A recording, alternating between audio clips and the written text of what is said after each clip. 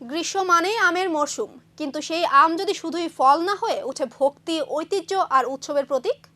আগরতলার ইসকন মন্দিরে অনুষ্ঠিত হলো বহুল প্রতীক্ষিত ম্যাঙ্গো ফেস্টিভ্যাল। প্রতি বছরের মতো এবারও ভক্তি, আধ্যাত্মিকতা এবং আমের মিষ্টি সুবাসে মুখর হয়ে ওঠে মন্দির প্রাঙ্গণ। উৎসব উপলক্ষে বিভিন্ন প্রজাতির আম দিয়ে বিশেষ ভোগ নিবেদন করা হয় শ্রী শ্রী রাধা গোবিন্দজির চরণে। মন্দিরে আগত ভক্তরাও এই বিশেষ আয়োজনের অংশীদার হন।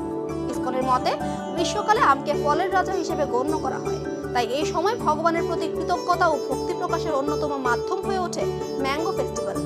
দিনভর কীর্তন, পূজা, প্রসাদ বিতরণ এবং ভক্তিমূলক অনুষ্ঠানের মধ্য দিয়ে উৎসবটি প্রাণবন্ত হয়ে ওঠে। মন্দিরে ভিড় জমান অসংখ্য ভক্ত ও দর্শনার্থী। প্রতি বছর এই উৎসব নতুন মাত্রা যোগ করে ভক্তদের আধ্যাত্মিক অনুভূতিতে। আর সেই কারণেই ম্যাঙ্গো ফেস্টিভ্যাল এখন আগরতলার অন্যতম আকর্ষণীয় ধর্মীয় উৎসবে পরিণত হয়েছে। আজকে আমাদের ইসকন তরফ থেকে ম্যাঙ্গো ফেস্টিভ্যাল করা হয়েছে। ম্যাঙ্গো আম হচ্ছে ফলের রাজা, বুঝলেন তো। এই সিজনে আম, কাঁঠাল, আনারস অনেক ফল হয়।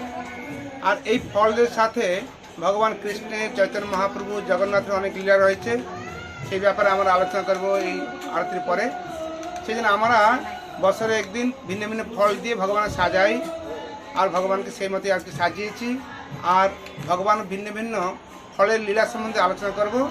তার মধ্যে ভগবান এই প্রকৃতির সৃষ্টি ভগবান করেছেন, এই সৃষ্টিতে প্রতিটি ফল কী করে ভগবানের প্রিয় সেই কথাটা আজকে আমরা এখানে প্রকাশ করতে চাইছি। ভগবান সে ওনার ড্রেস, ওনার সাজাবট, ওনার পিছনে পর্দা সব কিছু ফল দিয়ে করা আছে। এই জন্য আজকে ম্যাঙ্গো ফেস্টিভ্যাল নাম দিয়েছি ফলের রাজা হিসাবে। অনেক ফল তার মধ্যে রয়েছে। এটা কি একদিনই হবে? আজকে একদিন আচ্ছা, এখানে পুরুষোত্তম মাস আমরা কেউ একাদশী করে, কেউ অন্য দিনে করে, আমরা রবিবার করছি। এই জন্য লোকজন আসতে সুবিধা হবে। কি না আপনার? আমি শ্রীদাম গোবিন্দ দাস, কো প্রেসিডেন্ট ইসকন আগরতলা। আমের মিষ্টি স্বাদ আর ভক্তির আবহে জমে উঠল আগরতলার ইসকন মন্দিরের বার্ষিক ম্যাঙ্গো ফেস্টিভ্যাল।